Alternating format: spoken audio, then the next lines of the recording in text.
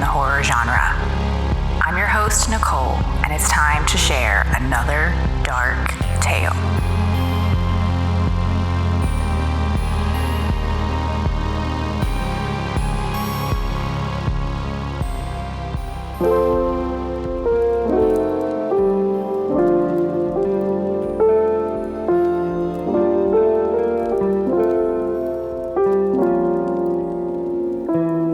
Hello, friends, and happy December. Today's episode is a collaboration between myself and Justin from the Straight Chilling podcast. Last year, he invited me on his spin-off show, Creature Comforts, which covers horror-adjacent content, to talk about A Christmas Carol, and it really was a lot of fun. A Christmas Carol is a classic story that is especially resonant with us horror fans because it's a throwback to that old English tradition of telling ghost stories on Christmas Eve. Ghost stories never quite made their way into our modern holiday traditions. However, A Christmas Carol has endured. It's a story that has a little bit of spookiness, a lot of happiness, a lot of hopefulness. It encompasses just the entire feeling of the season, and it's really accessible to everyone. And I was so glad to have an excuse to revisit it and to take a deep dive into its legacy.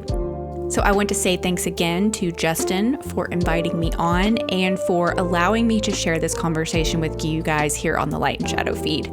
So I hope you'll enjoy this discussion as much as we did. And until next time, I wish you haunted holidays and a spooky new year.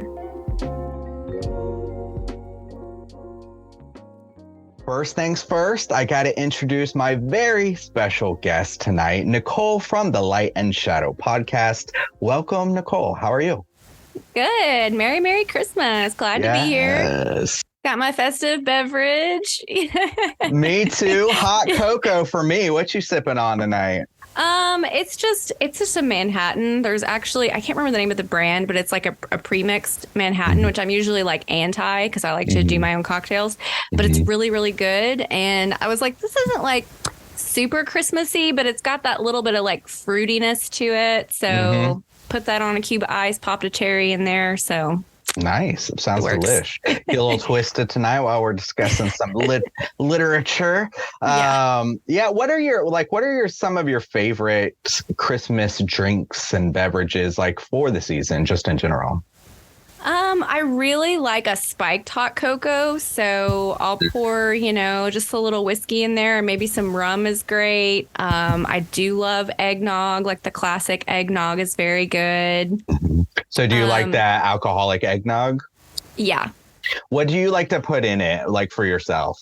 Well, for me, it's usually whiskey is what I have on hand. So it's usually going to be whiskey, but I do like rum in my eggnog as well. And I always have to put a little nutmeg on top and like maybe put a peppermint stick in there. So I like to dress it up a little bit. No brandy in the eggnog. I don't think I've ever had brandy in an eggnog, but I would be down to try it for sure. Yeah, you're a whiskey fiend. You sent us some whiskey a couple times more recently that tore us up on our 400th episode. Thank you for that. Appreciate it. You're very welcome. Yeah, I was perusing the stacks and I was just like, when am I going to send them? And so I thought, well, it would be fun to send them the highest proof alcohol I've ever seen. So that was nuts. What was the proof on that? It was crazy. I think it was 145 maybe. Ooh. It was toasty, I'll tell you that. Oof, it was burning going down. I feel like it was a barrel select, so like that's where a store will like go to the distillery and they'll taste a bunch of different barrels and they pick just the one barrel they like, as opposed to normally whiskey's like a blend of different barrels. Okay. And so I feel like the distillery that chose that barrel probably chose it like for the pure spectacle of it being so hot, which is why I chose it for you guys to drink, because I usually don't go over like 110 proof as kind of the hottest for me. So I was like, this seems like the right choice. Thanks. So you haven't tried the one that you sent to us? I haven't had a whole glass of it. When David first got it, he was like, "Oh my God." Yeah, I got it. And he had it. And so like I had a couple sips of his and that was all I needed. Cool. Yeah. Well, Nicole, please tell us about some of your spooky doings.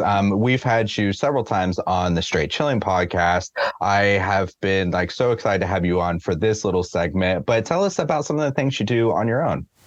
So I have a podcast called Light and Shadow. I've been doing it since 2018, I think was my first year. And I do something a little different. Like, a lot of horror shows are either horror review or like horror fiction. Mine's kind of like the podcast Lore, if you've ever listened to that. So I usually pick like a topic, like a cultural topic, and talk about kind of events in history that center around that topic. And then I talk about the movies and the media that also are related to that. So it's kind of like half folklore, half horror. I haven't been super consistent with it this year because I took on a different job and it's been, a little more demanding than I thought it would be. So we'll see like where the future of it is going to be. But there are, I think, probably about 40 or 50 episodes there right now. So would love if people would check it out. There's definitely some Christmassy and or wintry themed ones. So there's some content there for anybody who's interested. Yeah, you got a great back catalog. And one of the things that, I was like really adamant that I wanted to have you on for this Christmas themed episode about, I wanted you to read the novella and asked you if that would be okay. But a lot of things on your podcast revolve around literature. Specifically this summer, I was on the Straight Chillin' Slack and I was talking about, I'm on this island and I'm eating, abalone for the first time. You're like, have you heard the story, The Abalone Thief? And you had recorded an episode about it and it was fantastic. I loved reading about that in the summertime on the island. So spooky, so great. And also the first time I ever actually heard the story of the monkey paw was listening to you. I remember that day, like sticking out in my mind. I was like walking the streets of Seoul and I was like, just wanted to have you in my ears. And I never actually heard that story before.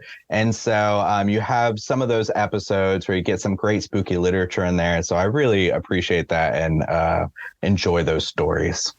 Well, good. That surprises me that you had never heard the monkey's paw before. That one's pretty basic. It is, yeah. But it's one of those things that's parodied so many times that, of course, I've seen so many different versions of it, but never the actual like story of it. And that like caught me off guard too. So that was one of the first ones I like gravitated towards. So I was like, I gotta hear this. Yeah, it's a great story and like still pretty scary. Yeah, it is. So if you enjoy spooky stories, Nicole has a wonderful reading voice, very calming and peaceful, and great story choices. But then you cover other things, too. We've talked about Candyman before and a ton of stuff. You talk about some really personal stuff sometimes. So good variety in the horror genre. So thank you for all your work. Well, thank you for listening. Of course. Yeah. So tonight I did ask you to do something I haven't asked anybody to do before, but I asked you if you would be okay to read the novel, A Christmas Carol, or novella, Christmas Carol from Charles Dickens. This was released in 1843. Wow. And to kick things off, I wanted to ask you a couple different questions. For this little segment, Creature Comforts, we wanted to talk about, the fringes of horror adjacent things. And so I wanted to ask you, do you think this property, this story, should be considered horror, could be considered horror? And if you could only recommend one of the films or miniseries or anything, one of the visual medias of this story, which one would you recommend? So, I mean, A Christmas Carol is at its heart a ghost story. I mean, 95% of the book, there's a ghost in the scene. And it does have its moments, its horrific moments, for being such a wholesome story, like ingrained in Americana. Like it doesn't shy away from some of the darker elements, which is one of the things I love about most classic literature and fairy tales and such. So I think it's horror adjacent, at least, I don't think it sits like squarely in the horror genre. Although I think there is a version of it out there that could be in the horror genre. You and I have talked about this a tiny little bit, but FX a few years ago did like a dark version of A Christmas Carol. I was very stoked about it. The cast was really good. The trailers looked good. And then I was a little disappointed in it because it delivered on the darkness, but also it had this sort of just like hopeless core through it. It's the super like bummer. I watched it for the first time this year. But yeah, it's a bummer. It is, because A Christmas Carol, you kind of need the balance, and it's almost overly sweet and optimistic and hopeful. But I think that's one of the things that's so special about it. So I think if you lose that kind of core of hope, you sort of lose the essence of A Christmas Carol. So trying to pick just one version is very difficult. So I kind of have a two-part answer, I guess. Good, because I also did that as well. Even though I brought my own rules, like pick one. Good, perfect. We're on the same page here. Great. So I love the 1951 version, which was made in England, and it was originally just called Scrooge, and then they called it A Christmas Carol in America. That made it really difficult for me to like nail down and rewatch the correct version. But it's black and white, which gives it like the spooky and the classic vibes. The actor who plays Scrooge is just like really good, both as a crotchety old man and like when he is joyful at the end. Like he's just he's funny to watch. And I think it actually might be the first version that I ever saw. I remember we had like a copy of it taped onto like a VHS that my mom recorded off TV. School, yeah. Yeah. And so that one to me is really classic, and you get sort of the darkness and the sweetness. So everybody has to watch like a classic version of A Christmas Carol at some point. But to be honest, if I had to pick one version to keep, it's got to be A Muppet Christmas Carol. Oh, yeah.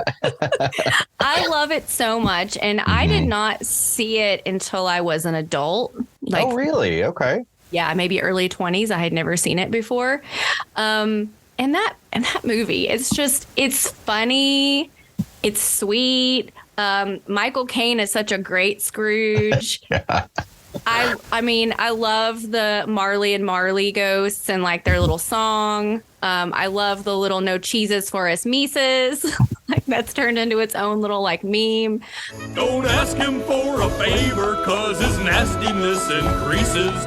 No crust of bread for those in need. No cheeses for us Mises. There's just so many great moments. Like even at the end when Gonzo is talking about Tiny Tim, and he's like, and Tiny Tim, who did not die. And I was happy to find that line is exactly written like that in the book. So I was like, this is really sweet. But it's both kind of spooky and fun. And to me, that is the version that I revisit the most often. So A Muppet Christmas Carol, the least horror answer probably on the list. Yeah, well, I picked that one too for my two-part answer, but I love how straight Michael Caine plays it, surrounded by the ridiculousness of the Muppets. Because he keeps it like, no, I'm doing this like, like it's supposed to be done on the stage or something. And then all around him is the ridiculous, Muppets doing their own like little commentary. And that's wonderful. It's a great blend together. So my answer was going to be a version that like kids have to watch, or like maybe your first introduction to this story, and that was going to be My Muppet Christmas Carol, because I don't know. No, I think the first one I ever watched was A Mickey Christmas Carol as a kid, which does a great job as well. It's much shorter. It's only like maybe 30 minutes, but Scrooge McDuck is great. Yeah, Scrooge McDuck, and Fred is Daffy Duck. Wait, is that right? Is that Donald. Oh my God. Not Daffy is the Looney Tunes. Donald Duck. Thank you. But Mickey Mouse is Cratchit. And it's just it's a great little version. But I do love the Muppet one the most. It's like a kid friendly version with the fun and stuff. But my recommendation, this might be a weird one 51 is an absolute classic. I watched about 10 versions this season to get ready for this discussion. So they're all kind of like blending together a little bit. But the one that I found to be like so close to the novella, to the written story, like as close as possible, was actually the one from 1999 with Patrick Stewart in it. And actually, have you seen that one? I believe so, but not recently. Yeah, so he actually does a good Scrooge too, because what I found this year is I kind of prefer a Scrooge that's not the decrepit old man, kind of like how they do Jim Carrey's, or the one from like 1938 where he's like hunched over and stuff. I kind of like him as an older man, but with time to change. I think I like the hopeful aspect that he might be around for a while to make some, hopeful changes in the world. So yeah. I like Patrick Stewart playing him, and they really do a lot of things that are interesting from the books that a lot of things kind of cut out, I think, for time and story-wise and stuff. So yeah, I would recommend people check that out if you don't have the time or the patience to read the novella. Yeah. So. And I will say too, like some of the older ones, like definitely the 51 version, I could see how some people would think that's a little slow and a little dry. Yeah. So like if you try to check that one out and you're like, this is a little too classic for me, a little too old for me, then I think like something like the 99 version would probably be really great. Also, I stumbled across something I did not know existed. When I was looking for the 1951 version, like I just went to my Roku and like searched, I didn't know what app it was going to be on. And it was like HBO Max. So I was like, great, take me to HBO Max. So it opened up the media as it does and starts playing the movie. And it was like clearly in the 50s, like 50s or 60s. And I was like, does this movie have a different opening? I don't remember. Like at some point, are we going to go back to, Was it not the classic Christmas Carol story? No, they had labeled it wrong. Oh, so it's like a totally different movie. It was a totally different movie in black and white, written by Rod Serling. Was it a Christmas movie? So it was called, I discovered after watching about 15 minutes of it. Yeah. It's called A Carol for Another Christmas. Okay. I did not watch the whole thing. I couldn't dedicate the time to it. But it basically, so it's like an updated storytelling, and it feels like an episode of The Twilight Zone. Like you can tell Rod Serling did this, which I love The Twilight Zone. So I was intrigued, but it's about, it seems to be, again, I watched just like the first 15, 20 minutes. It's all about like war. Like the first ghost, the ghost of Christmas Past, is this soldier from World War I. So it is playing somewhat off of the story then. Yeah, it is. It is like it's laid on the framework of it. So now I'm kind of interested to go back and check that out, because that was a rabbit trail I'd never heard of. It's a perspective I've never seen before. So yeah, it's on, like I said, it's on HBO Max. It's called A Carol for Another Christmas. That's a total blind spot for me. I've never heard of that one. So, and I wrote out in my notes a ton of different copies, and that didn't come up in any of my watches or searches. So I will probably check that out before Christmas hits on Sunday. So cool. Great little gem. Thank you. There you go. All right. Well, so this is probably quite unnecessary because this story is almost 200 years old, and there's literally like a new version, like 2 or 3 versions that come out every year. But before our main discussion, I will go ahead and ridiculously drop a spoiler warning.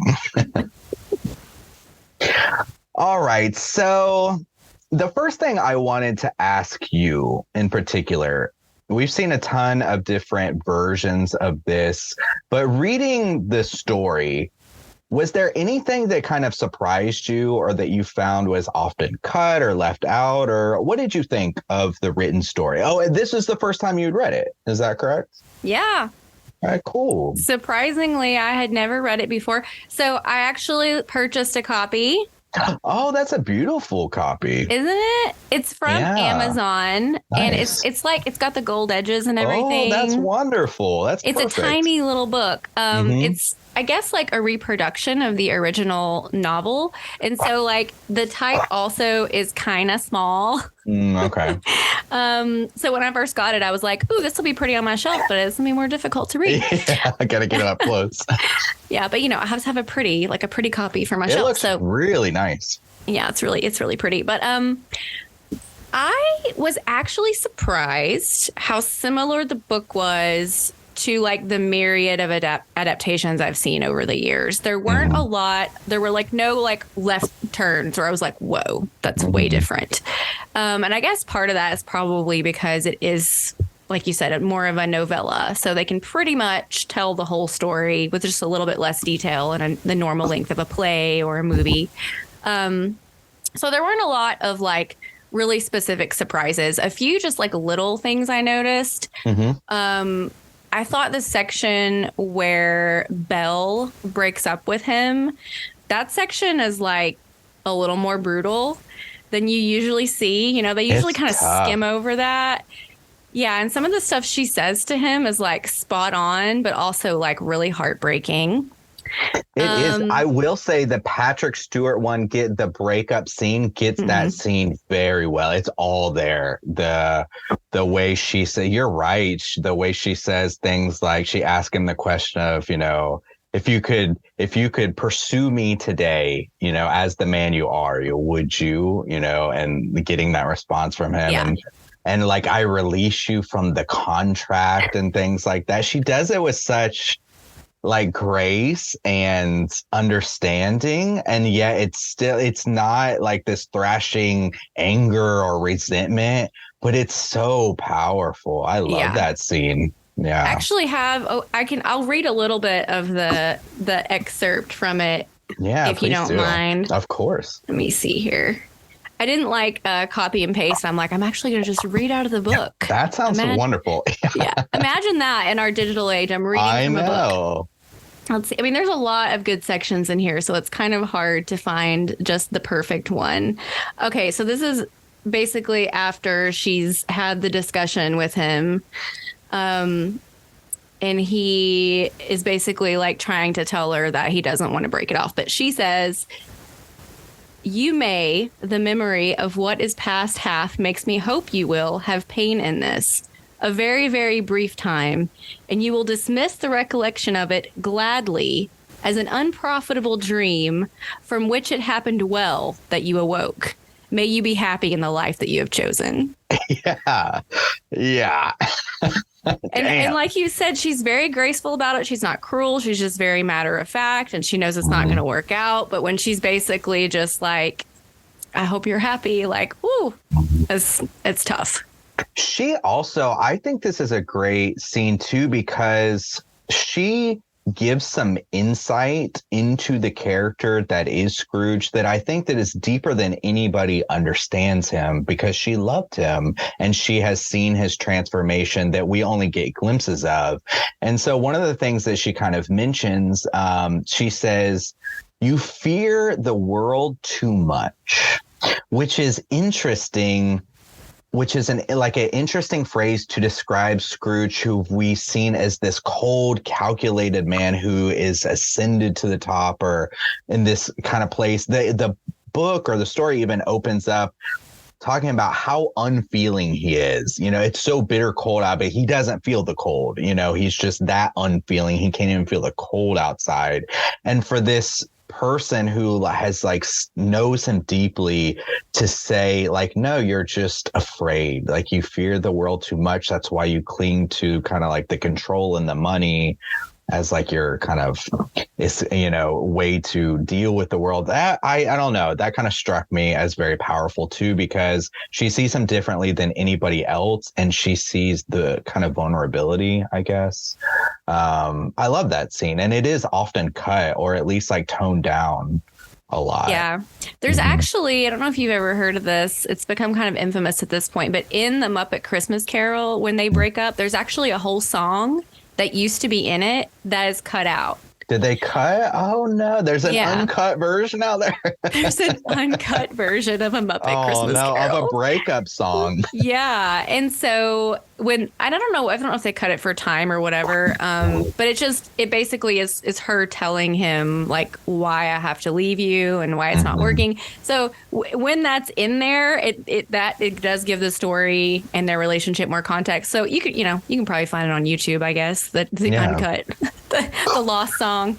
That's cool. I'm like adding all these things when I live. Check it out. Even though I've already watched like 10 versions, like I gotta check these extra little bits out. Yeah. There's right after that in the story, in the actual story, this part is often cut. It's in a couple versions, I think. I can't remember which ones, but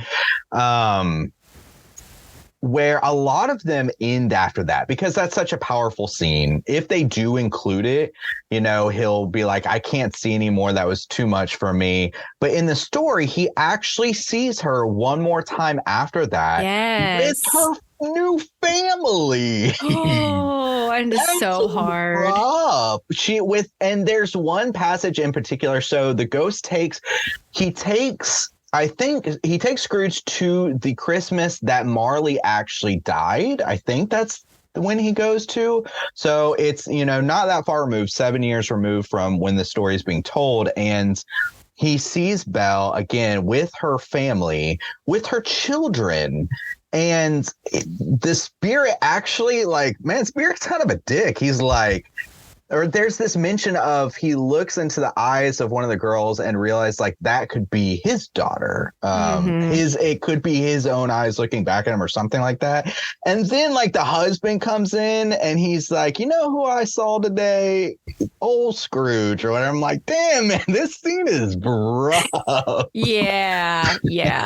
Just in case you didn't realize what you lost, I just want to confirm it for you. Yeah. And I think I do understand why it's cut, because there's a lot of things focus on the aspect of, like Tiny Tim and him, gaining sympathy for his worker and how he's mistreated him. But to me, in this overall story, those two moments are the moments to me that feel like they really strike at like breaking down the wall that is Scrooge. And so it's nice to have them in the story version and to like get a little bit more of that insight, because I think they're both very, very powerful scenes. Yeah, definitely. Because we usually see, a lot, like we usually see all of like the Fezziwig party and all of that, which is great. But yeah, the stuff with him and Belle really, I think, speaks to who he used to be and helps him figure out that like, oh, I can probably get back there again. Mm-hmm.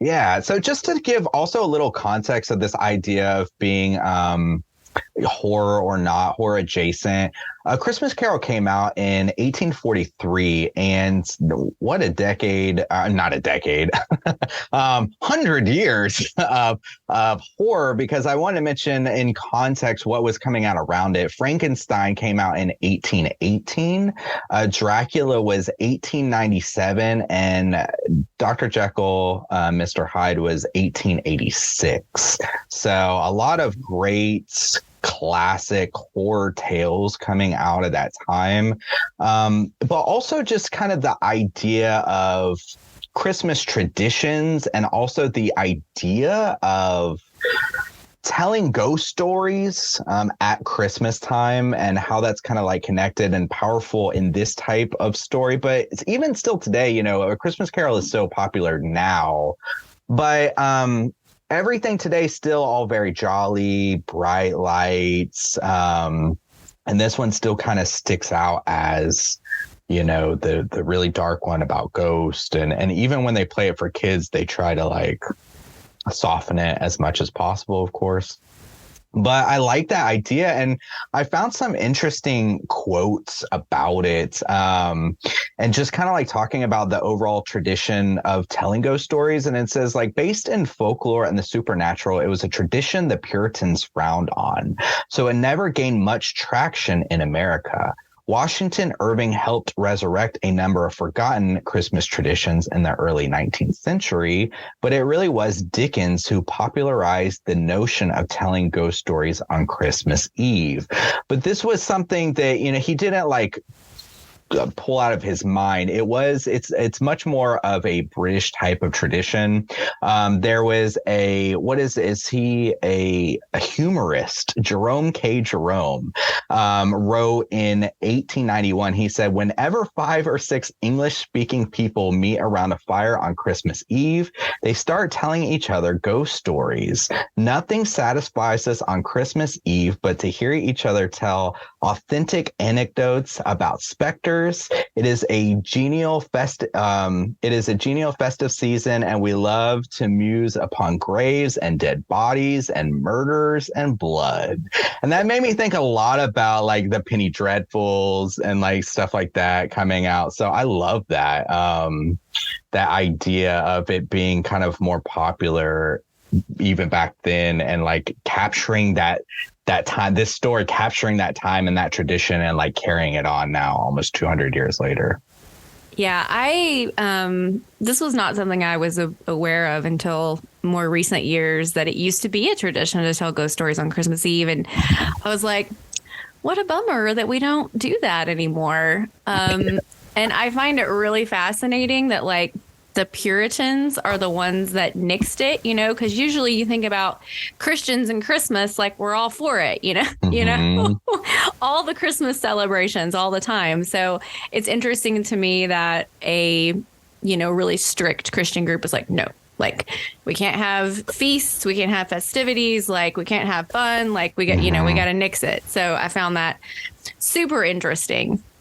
Yeah, well, and also that's a great connection too, because this happens with a lot of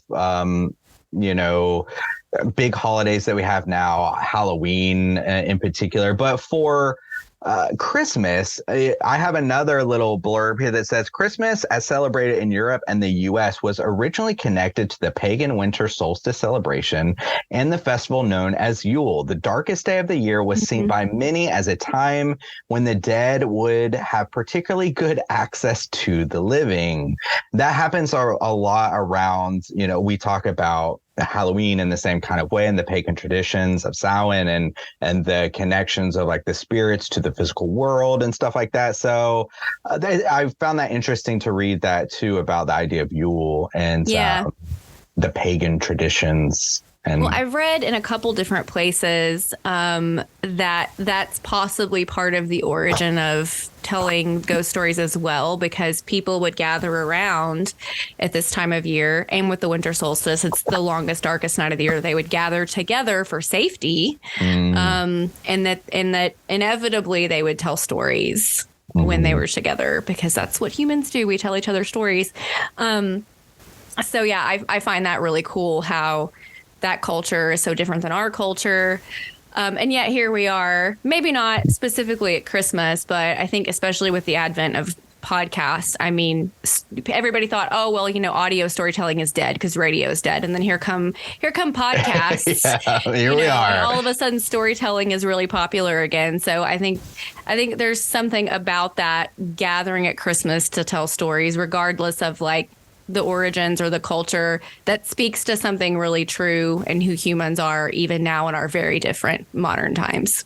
Well, and even you saying them gathering together for safety, it brought out the mind, if it's wintertime, you would probably be gathering closer to a fire to stay warm. But that totally goes to our idea of summer campfire tales, where we're telling ghost stories, the guy with the hook with his hand out in the wood, so it's so awesome how all that kind of stuff is connected and transcends time and cultures and all that kind of stuff. So wonderful. Absolutely wonderful.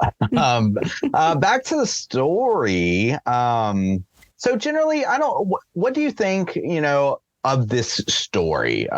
You were talking about the idea of hope and how the FX one definitely didn't have that, and that one definitely took its own liberties and went all over the place with some really dark stuff. But what do you think about Scrooge and his arc and what he goes through in this story? I think it's a story that we all want to hear. It's something we all want to believe.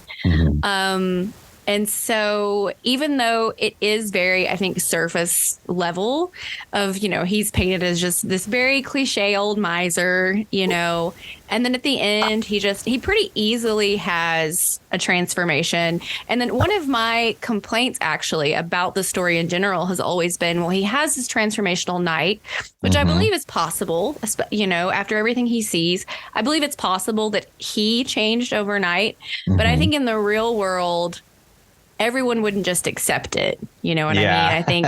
I think that it would take a lot longer for really his life to change. Even if his heart had changed and his intentions had changed, I think it would take a little while for him to get integrated back into the community. And that's like more of a process. And in every film adaptation you see, and then in the book too, I mean, it ends. It's just like, well, everything's Scrooge was great. good to his word and everything was great. Yeah. Yeah.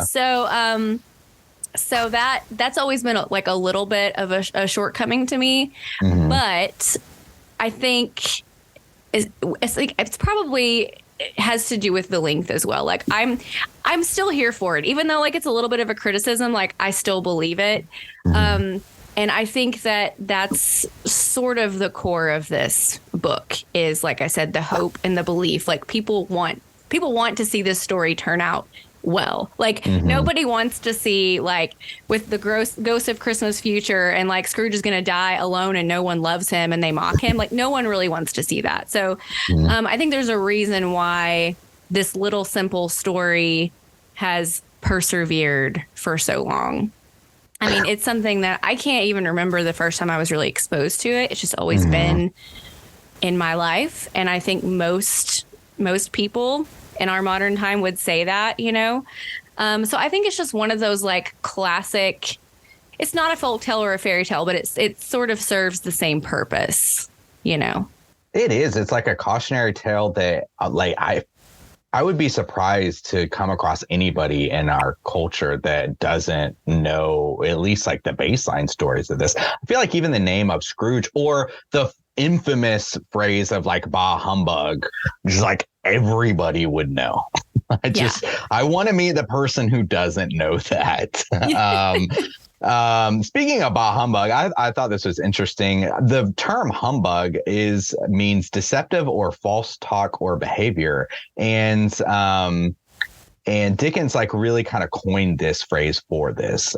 It wasn't, I mean, maybe it was like said and like around, but it wasn't like the prominent thing that like we all know it as now of bah humbug. So that's pretty cool. To your point though, that is kind of one thing FX did is theirs didn't really end with that Christmas day of like everything's great. Yeah. And I'm pretty sure, his worker old Bob, he quits and the wife tells him like you'll never be forgiven, but he has a little bit of redemption in that he does something to ultimately save Tiny Tim's life.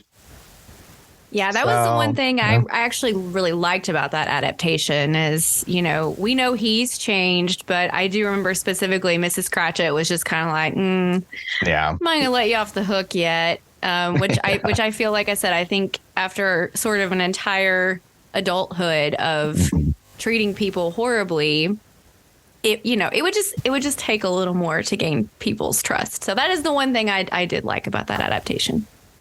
One thing after watching the FX version that really made me appreciate the original story more, though, was it's very interesting the way Dickens tells this story. And I feel like it's very different than how we kind of tell stories today in a lot of our media, which is kind of what FX tried to do. But it's interesting to know the character Scrooge in the first section. We're presented with 5 different, staves? Is that what they're called? Stave 1. And so, and then, we're introduced the whole situation, all the main players and characters. And then in the second one in particular, we start off with this lonely boy whose mother died. So we get this kind of like core, maybe like childhood wound or something of the death of a mother and rejection of a father. He's sent to boarding school. He's not welcome home most Christmases when his friends go off. But still in his youth, his father softens and he is welcomed back home. And we don't really know what happened with that relationship, but we do know that there was some sort of healing there. But even more interestingly is when we go to the next part of Fezziwig, who is clearly a father type figure to Scrooge. And that whole scene is like wonderful and full of love and acceptance and joy on a Christmas, you know, in early adulthood. And there was one particular quote from that one that like really was powerful to me. Man, the past section 2, I guess, is like so emotionally powerful to me, more than any of the other ones, I think. But he says something about the spirits, like I think kind of mocking him a little bit of like, oh, you know, does Fezziwig deserve that much praise? He only spent like $3 or $4 pounds or whatever on this party. And he's like, I love Scrooge's reaction of like, he gets like pissed off about it. And he's like he had the power to make us happy. This realization of like the decisions he made changed whether in our daily life was a burden or life was light and joyful. And man, God, if that isn't so goddamn like powerful and emotional, because of course he treats, you know, his worker the exact opposite and goes out of it, won't even let him burn some damn coal to warm up. And it's just like, man, that is just so emotionally powerful for him to have that realization. But even not in a realization type of sense, it's like he's being, you know, he's fighting against the spirit. Like, don't you dare speak against him. Like, you don't realize the power that he had. It's like, man, it was so powerful to me, but also interesting because he has this positive type of father figure, these positive experiences of Christmas. He falls in love at this time. And then there's this jump and we assume, you know, he just gets cold and bitter as he gets older and fears the world. And so he clings to his money. But it's not this just like, you know, he was rejected by his father and his mother died. And that's why he's just become this cold, bitter thing inside. And, you know, like we're trying to explain Michael Myers away or something, you know, it's like, but it's got more nuance to it. It's just like, yeah, sometimes it's like people get older and they, you know, until they look it in the face and see the path that they've chosen, that, you know, it's not like this big realization. It's just like you go through life and then you look back and you're like, shit, I'm a bitter old crusty man. And like, it wasn't really even necessary. Somebody loved me. Somebody treated me well. I had a positive father figure and stuff like that. And it's like, yeah, that's pretty different. It's not something I've really thought about until you're talking about it, but because think, you know, in the time this was written and in the world Scrooge lives in, I mean, that's probably common for a lot of people. I'm pretty sure it says his mom died in childbirth and with like his sister, dad. Yeah. And his dad being distant and sending him off to boarding school. That probably happened to a lot of boys. A lot of his peers probably had that exact same experience. And like you said, he's worked in a positive work environment. And like it was probably a successful business or he wouldn't be employed there. So it's like this. You know, I keep wanting to say Fozziwig. It's really difficult. No, it's all right. I will mispronounce so many things just because my mind gets tripped up as I'm trying to think and talk at the same time. So like Fezziwig, though, is like teaching him how to be a good businessman, but is also like, I'm going to spend this money and we're going to have a party. You need to quit working. Like it's time to have fun. We're not going to talk about business. So and like you said, he fell in love with someone. So he's had positive experiences. Like we all do, we have bad experiences, we have good experiences. And so it does seem like it has been like a personal journey of bitterness. So we feel for him a little bit, but it's also like, but he's made some choices that have put him on this road. Yeah, he's had plenty of opportunities to have a joyful, positive, loving type of life. So yeah. One thing I mentioned to you before this podcast, before we start talking, I wanted to kind of mention because it's interesting. I'm talking a lot about the past. I feel kind of bad. We need to like cover some of the other areas, but stuff for the present. So no worries. Last thing for the past is a lot of the film adaptations like really struggle to capture the ghost well, the ghost of Christmas past.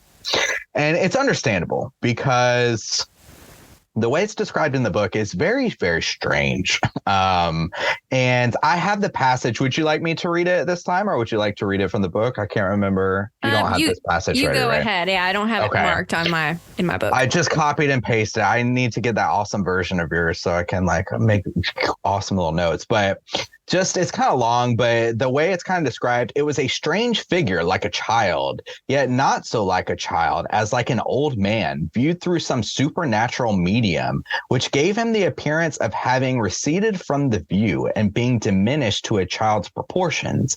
Its hair, which hung about its neck and down its back, was white as if with age, and yet the face had not a wrinkle in it, and the tenderest bloom and it had the tenderest bloom on the skin. The arms were very long and muscular, the hands the same, as if its holds were of uncommon strength. Its legs and feet, more delicately formed, were like those upper members, bare. But the strangest thing about it was, from the crown on its head there sprung a clear jet of light by which all was visible. And it like kind of goes on and on and on to kind of like describe this weird figure. The best, I will say the best, or the most kind of interesting version I did see, there's this animated version from 1971, I want to say, that does like, it's a pretty interesting animation of how they make this thing look, where it kind of makes it look like a figure that flickers as if it's a candle, which means to say the animation shows it's like leg over here, but only like lightly, as if they lightly drew it, and like its legs over here. It's like very interesting. But the Patrick Stewart one does this one kind of rough. It's just like an old dude in like white face paint. It's like the roughest part of that one. But I don't like the Jim Carrey one a lot because this one is so weird. It's really disturbing in the Jim Carrey one. Have you ever seen the Jim Carrey Disney one? Yes, I am not a fan of that adaptation at all. Me neither. I do not remember what the ghost looks like in that one, though. It looks like a little candle, but I think what they did with it is they took it's an animation, but if I seem to remember, they took like a man's real face and like kind of projected it onto this kind of like candle-like flame. It's really weird. It sounds like, I mean, the description's really weird. So it's hard to capture. Yeah, I don't know that anyone has ever really done that, but I don't know if I don't know. That's a tall order. Yeah, it's interesting that he came up with that, because the other ones are pretty standard and pretty easy to kind of, depict in a lot of the films. But let's get to the present. Okay, so the present. What did you think about the present in this written story? So this one is the one that I have the most notes about, like excerpts from the book. I'm going to shut up now then. I've been talking way too much.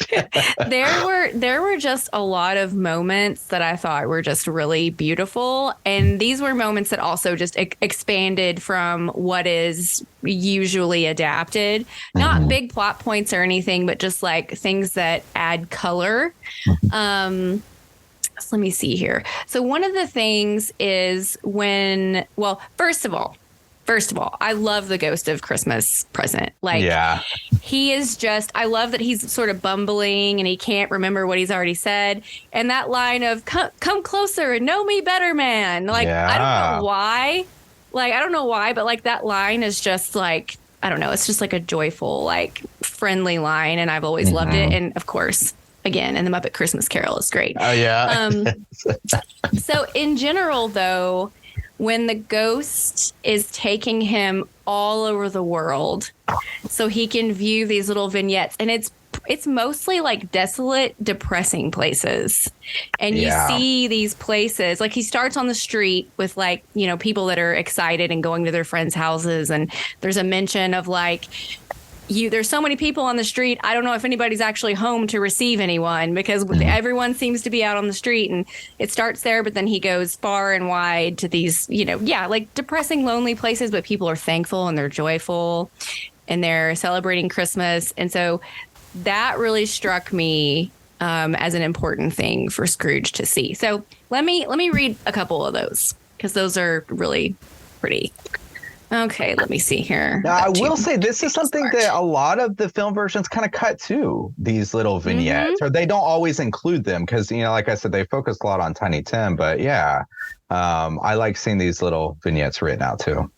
So this one's about they go out into like the ocean, and it says, built upon a dismal reef of sunken rocks, some league or so from shore, on which the waters chafed and dashed the wild year through, there stood a solitary lighthouse. Great heaps of seaweed clung to its base, and storm birds, born of the wind, one might suppose, as seaweed of the water, rose and fell about it, like the waves they skimmed. But even here, 2 men who watched the light had made a fire, that through the loophole in the thick stone wall shed out a ray of brightness on the awful sea. Joining their hands over the rough table at which they sat, they wished each other Merry Christmas in their can of grog, and one of them, the elder two, with his face all damaged and scarred with hard weather, as the figurehead of an old ship might be, struck up a sturdy song that was like a gale in itself. I just love that.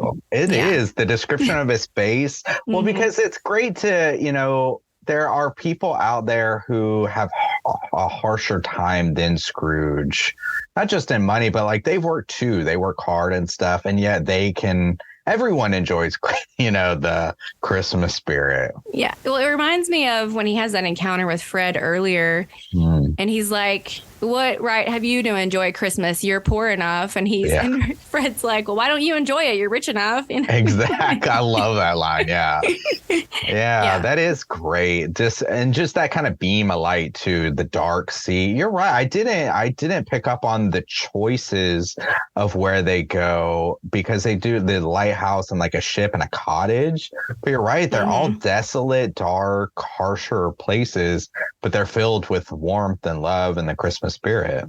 Yeah, there's another one. Let me see if it's worth reading. Much they saw and far they went, and many happy homes they visited, but always with a happy end. The spirits stood beside sick beds, and they were cheerful. On foreign lands, and they were close at home.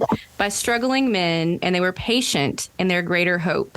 By poverty, and it was rich, and it goes on and on and on. So it's this contrast of difficult circumstances, but people are still happy. Yeah, that's awesome. Present. I love that. I like that too, because that's a little bit of where Present as a ghost kind of goes. He starts off very welcoming, and he's the one where Scrooge actually he's very resentful towards the past ghost, understandably, but the present one, he actually kind of starts to melt him a little bit in personality. But the turn that the ghost takes, where he only lives for a night, which he tells you at the beginning, but it's kind of like in a riddle, like I've had this many brothers, and then he starts to die at the end, and then you get the children of ignorance and want. That's just like a really great turn that kind of fits that idea too, of like the light and the dark, like juxtaposed against each other. So this is a great but what section. a shift though, like that section, because it's all very jolly and and then all of a sudden it's this darkness, and then he's just gone, which really sets the stage for the ghost of Christmas yet to come, if you want to call him that. But one more thing I want to talk about though before we leave the world of Present is Fred and like his friends and that whole party. Like we do see Scrooge, like he wants to like be in on the party, and it's almost like he keeps forgetting that he's not really there, and he wants to play along. But so I think there's a reference to Bob in this book. I don't know if you caught it or not. Here we go. But on page 105, Fred is entertaining his friends, and this is the narrator, Dickens, talking. Ha ha, laughed Scrooge's nephew. Ha ha ha. If you should happen, by any unlikely chance, to know a man more blessed in a laugh than Scrooge's nephew, all I can say is I should like to know him too. Introduce him to me, and I'll cultivate his acquaintance. I think Dickens would have appreciated Bob's laugh. I do. It gets me going sometimes. Ooh, we'll get into this like whirlwind of Bob just makes me laugh more, and so then that makes Bob laugh more, which is like it's you can dangerous. Just hear him like struggling to breathe, and then that just elevates it. Yeah. We have been many a time where I have to leave the room to survive so I can breathe. Oh, nice pull. Shouts out to Bob. I know you're listening. Bob does have a wonderful, unique laugh. So I sent Bob maybe I posted on the Slack, was it France or something? Some talk show did this little segment where they brought like 8 people together who all had crazy, different, like wild laughs and started making them laugh. And it's like, I sent to Bob, I was like, dude, you need to be on the show, because it was hilarious how like the one would get surprised at the other person's laugh, and that would make them laugh more. It's like I was saying, like this crazy cycle. Yeah, I saw that. You posted that one in the Slack. So that was a good pull for sure. Yeah. Good looking out for our boy Bob. He killed it. All right, what do you think? Future, this is the kind of like the horror a little bit, or like definitely more of the horror aspect. Outside of Marley's moment, we didn't get to talk a lot about Marley. We can go back, of course, but that has some good horror aspects in it too. But let's talk about Future first. So Future, I feel like this is the one that's like most captured throughout most of the film adaptations and stories. And it's pretty basic, where you find out Scrooge is gonna die, Tiny Tim is gonna die, and the people surrounding it. Now it is like a little more interesting to talk about like the people kind of selling off his stuff, and like how the money didn't really do anything for him. It just kind of goes into the hands of the people he like resents so much, and not towards the people who like his nephew that he should like love and be with and welcomes him, or his employee who's very loyal and works hard for him. It just like is pillaged by all the like people he hates and hate him and resent him and don't even want to go to his funeral or anything like that.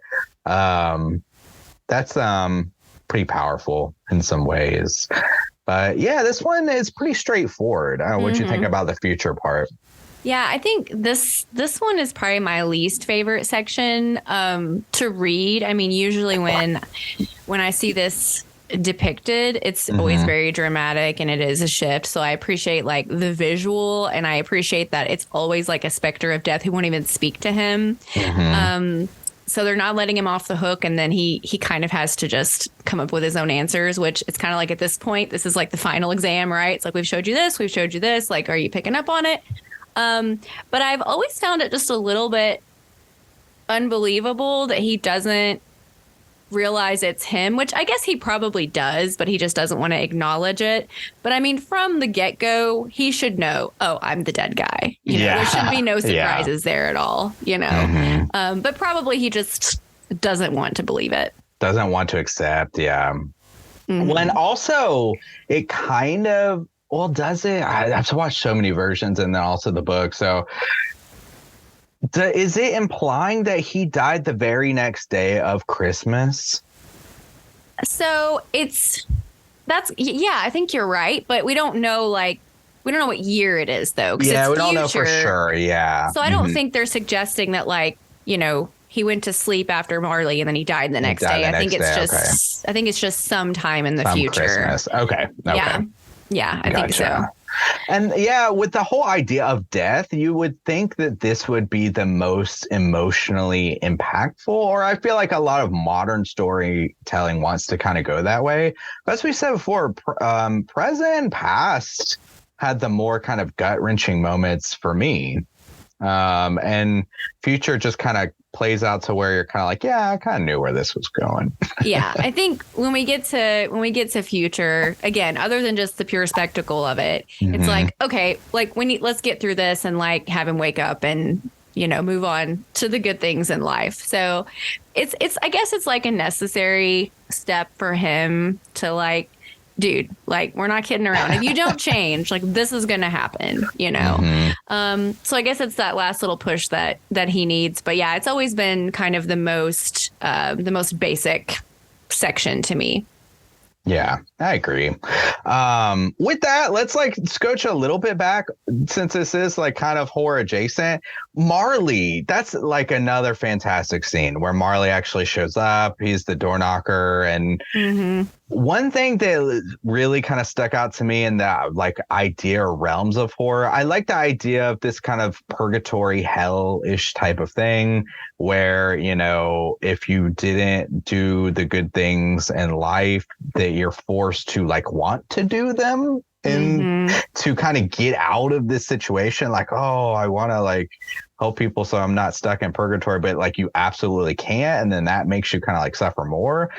But the horror kind of like aspect, I love when two things. When he says, many a days I have kind of like sat next to you wanting, and it's like, what the fuck? Yeah. That's very spooky. And that is another thing that I think I have seen this little bit in an adaptation, but yeah, when he says that, you see people all around you and you want to help them, but now you can't, the fact that like after you're dead, you would have some kind of change from who you are in life, or maybe you just see things clearer. But that's another thing I've always wondered about is, Marley says, I forged this chain in life link by link. And so to me, Scrooge, if he's forged it link by link, then going through his life, his chains aren't going to be gone in an instant. He has to work all his life to take the links away. That's a good point. Yeah. That's another thing I've always thought about with him just changing abruptly. It's like, yeah, but you still have a lot of work to do. Now, the book doesn't tell us that's how it works. It's just in my brain. It's like, if you forged it, then you have to disassemble it. Yeah. Because it does a great job describing too. It's the chains, but it's, it's wrapped up in it is like ledgers and purses and all these things that he's used to oppress people. It's like he's carrying his tools of oppression with him always. And then I love when he goes to the window. This is something that the 1999 version does. The effects are a little wonky, unfortunately, on it, but I like that they do this scene where you go and there's like ghosts everywhere, and there's one specifically you see like mourning this woman, essentially like kind of maybe freezing to death with her child out on Christmas morning. So it's like, ooh, that's pretty rough. But just like them walk, all around is like a very spooky image and sets like a really spooky tone, which I really enjoy because you don't get that a lot in Christmas Tales.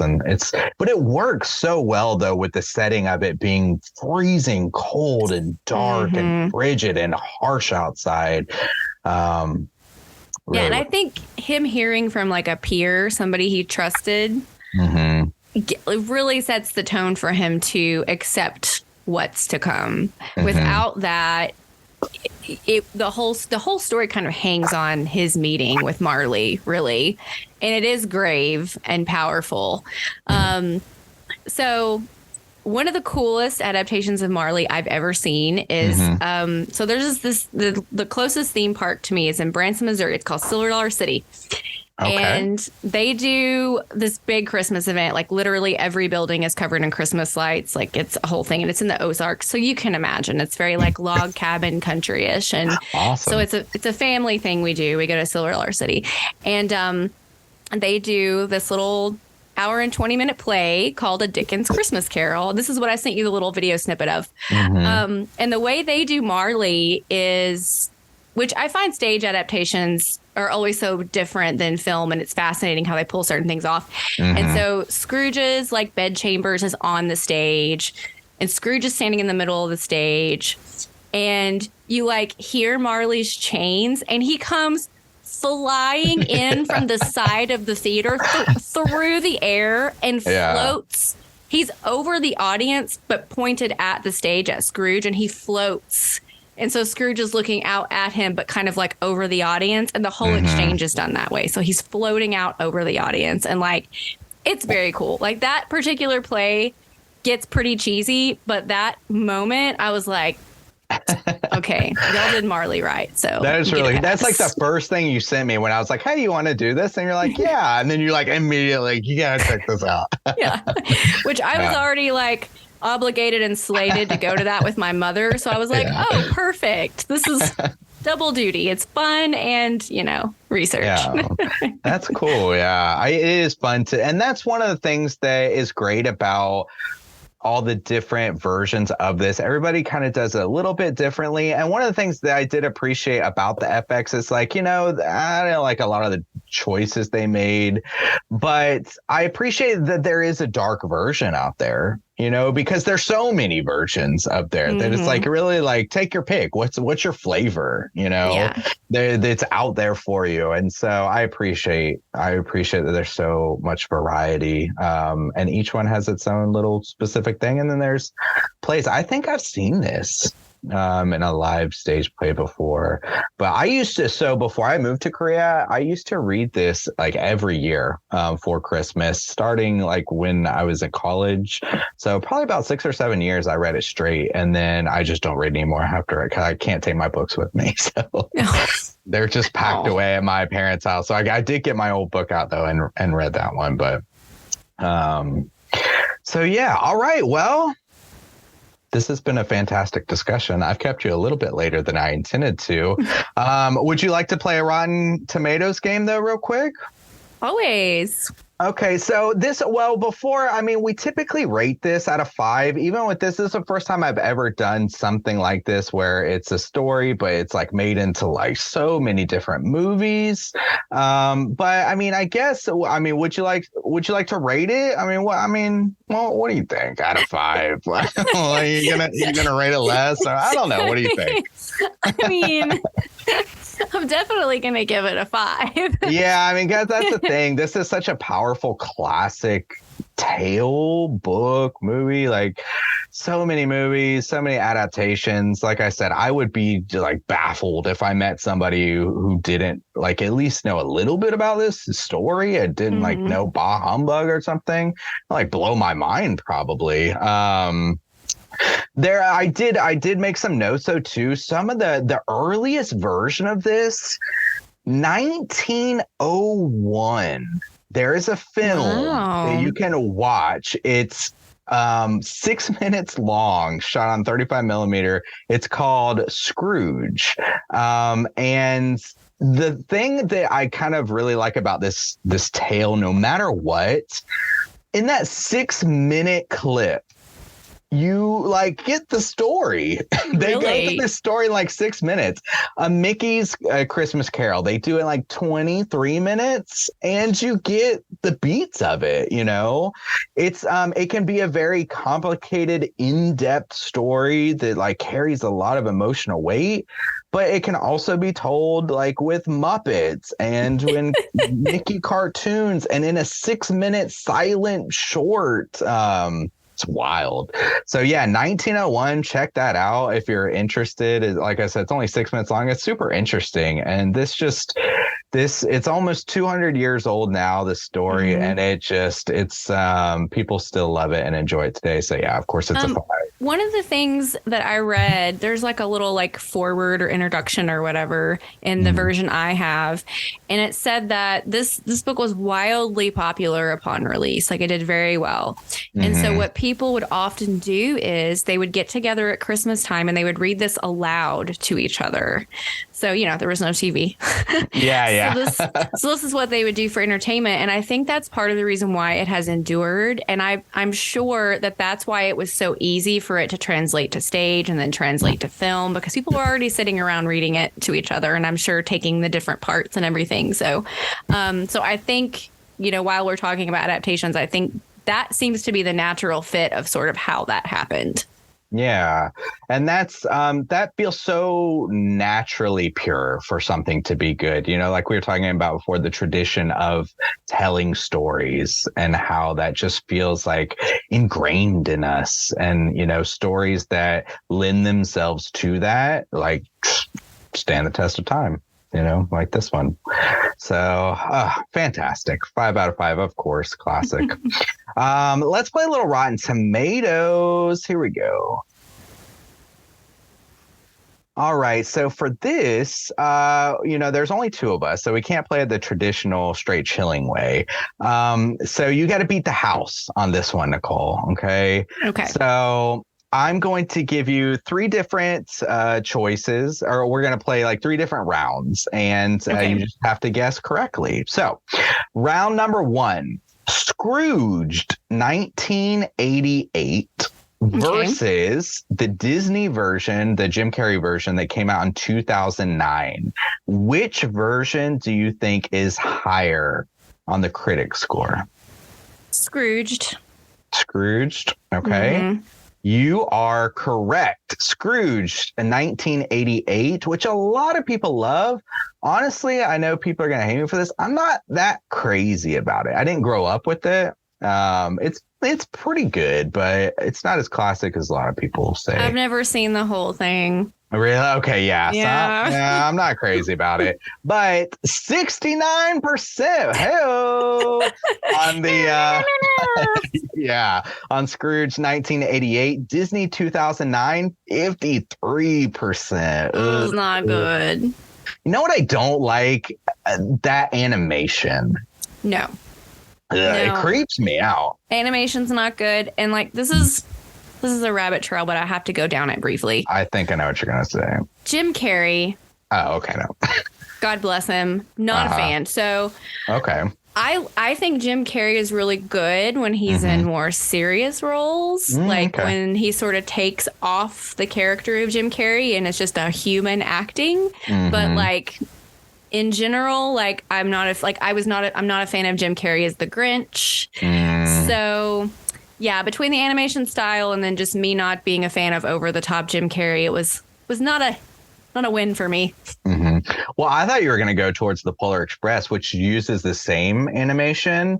And a lot of people love Polar Express. And I've tried a lot. I've really, my grandmother loves Polar Express so much. And I just can't. That animation creeps me out.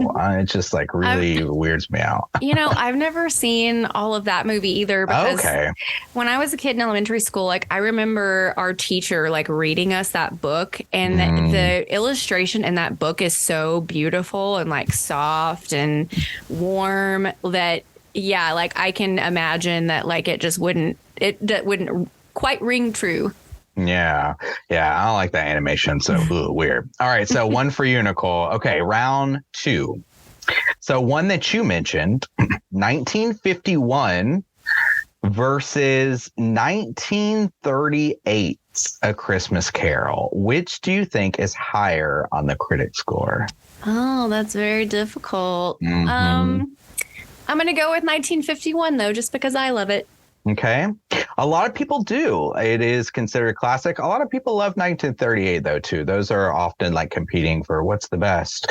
But no, wrong on this one. So one for me, one for you. 1951 is sitting at an 86%. 1938, 100%. Not one of the critics said they didn't put it at a negative. So I gotta revisit.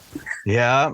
All right. Here it goes. I try to keep them within the same kind of like range. The last one, The Muppet Christmas Carol, okay, versus Mickey's Christmas Carol, which is a little like not necessarily fair because Mickey's Christmas Carol isn't like a full length film, but I tried to kind of stick with similar types of things. So, all right, here we go. Okay. Which do you think is higher?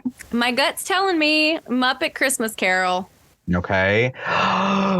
I'm going to get a hell Sweet. Nicole, I'm sorry to tell you that A Muppet Christmas Carol is at 77%, so positive.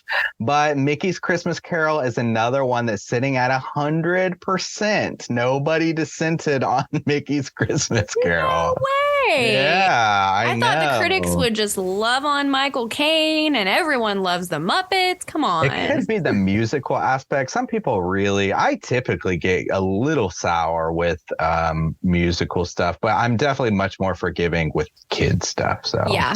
And I will say too, one of the things I noticed when I was rewatching Muppet Christmas Carol this year is like Michael Caine's like not really a good singer. Like, so like his little musical number at the end is not great, but it's really endearing because he's just like a real person, like singing his little Christmas song. And so I found he's good enough to like not be cringy, but like, I don't know. I found it endearing.